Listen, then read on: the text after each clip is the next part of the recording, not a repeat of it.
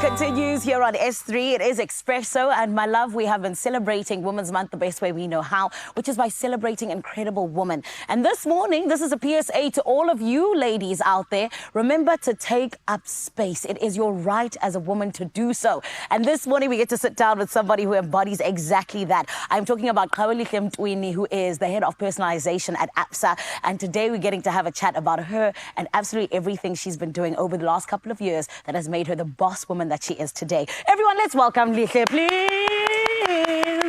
How are you? Good, thank you. That's good. Thank you for joining us, making time for us, because I know you're a busy lady. Thank you so much for having me. Of course. Lihle, I want to ask you first and foremost, because I know you started off at a construction company. Now, all these years later, you're working at Absa. Can you take us through that journey in terms of your career? Sure. So, yeah, like you mentioned, I did start off my career on construction sites, wearing safety boots and hard hats, which was really fun. I think it was always a dream of mine to be on construction sites, see the impact of the work that I'm doing. At some point in my career, I wanted something bigger. I wanted to experience, mega projects, multi-billion rand projects. Yes. And that's when I found myself in management consulting. And my initial sort of plan was to do consulting and then kind of go back into industry and apply those learnings. But I found myself actually finding more passions that I actually experienced throughout. So I did a lot of service operations, sales operations, and digital transformations while I was at the management consulting firm. And that's how I then ended up in financial services. So I served quite a few banks within the East Africa space. Oh, wow. And now I'm at Absa, and I'm applying sort of all of those learnings into what I do today. Beautiful. I love how you traded the safety boots for some heels, girl. Exactly. I think it speaks to the I'm every woman, because we can be. But speaking of every woman, it's always so much better to have mentors. People are able to sort of guide you.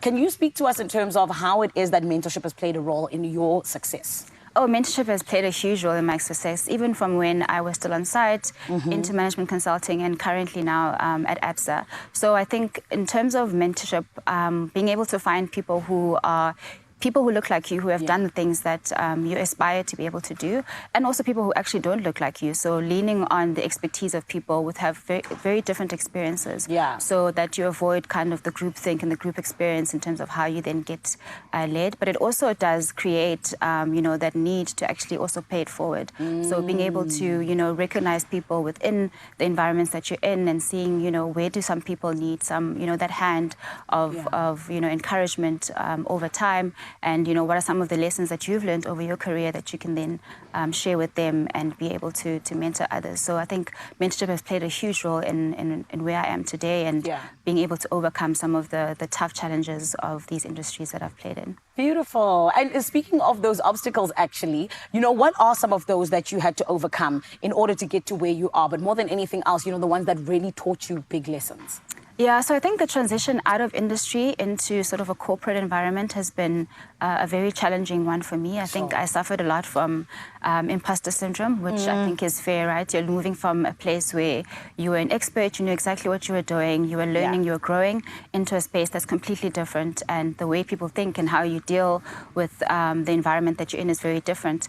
And in consulting, there was a lot of interactions with C-suite people in organizations where you're advising them on how to take their strategies forward. And then similarly in the Absa environment as well, dealing a lot with senior executives as well. So I think that imposter syndrome had been, something that I struggled with quite a bit. But I think, again, through mentorship, having someone who can bounce off, some of these experiences, and they help you think through, how to think about, dealing with certain situations, and having that mirror that says, actually, you've done this before. You actually are competent. You deserve a seat at that table. And how do you, bring that into the experiences that you then have, has been how I've dealt with that particular challenge. Yes, and you know what, I always appreciate when people bring in the things that they've struggled with, such as imposter syndrome, because I feel like almost everyone goes through it. Exactly. Yeah, and it's always so good to be able to have those conversations, because I feel like you free someone else by letting them know that they're not alone, but also there is a way to overcome it.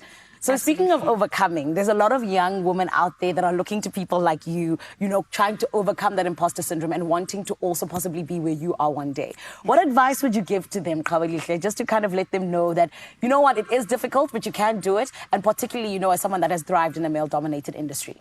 Yeah, so I think there's a couple of things I would say to young women looking to, you know, progress in their careers. Yes. So I think the first is to actually take charge and lead by example. So when you are in situations where there's an opportunity for you to hold the pen on the whiteboard, get up there and, you know, lead the conversation, Yes. take those opportunities because they do give you that visibility of saying, actually, this person is very interested in this role. They actually are proactive and etc. I think the second piece, I think, would be about building resilience. I think the industries are tough and you need to have a thick skin. So knowing that there's a very big difference between feedback that's work-related and feedback that's personal. And 9 times out of 10, the feedback that you do get in the working environment is actually about your work and being able to listen attentively to what that feedback is and then being able to actually, you know, close those development areas.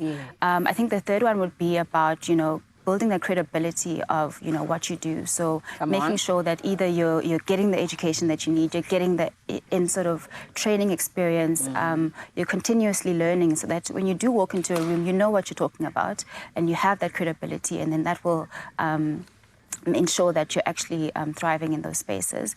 And I think the last one I would say is just being authentic. I think when we are females in these spaces, we tend to want to, you know, bring a more masculine side. And I think wearing a mask is hard. And once you get to tough situations and you're still carrying the mask, it becomes more difficult to actually, you know, perform under pressure because you're carrying 2 different burdens. For being your authentic self, I think leading with empathy and bringing your best self can actually be more beneficial to you. Amazing. And there's power in vulnerability. There is power Absolutely. in it. Lihle, we appreciate you. Thank you for leading the way, and thank you for being such a beautiful example of taking up space. We appreciate you. Thank you so much. Thank you. Oh, my goodness. I love it. We celebrate women not just in Women's Month here on Expresso all throughout the year, but it is always a huge spotlight on them in the month of August. And thank you for doing so with us, Expresso fam. And if you did not know, there was a beautiful quote by Harriet Beeker that said, if you want to empower a society, the women are the real architects of that. And that is where you find that power. It is always so lovely to have these conversations. And I tell you this much, we're going to be having more and more of them. Of course, it is the head of personalization at Absa. Her name is Kawelihle, or rather, forgive me, Kawelihle. And this today is where we get to say, yes, there are women who are leading us and making it so much easier for us to see ourselves in them. And this is what it's about. There are stories of believers, and we're inspired by them all. We invite you to write your story with us. Your story matters. Absa.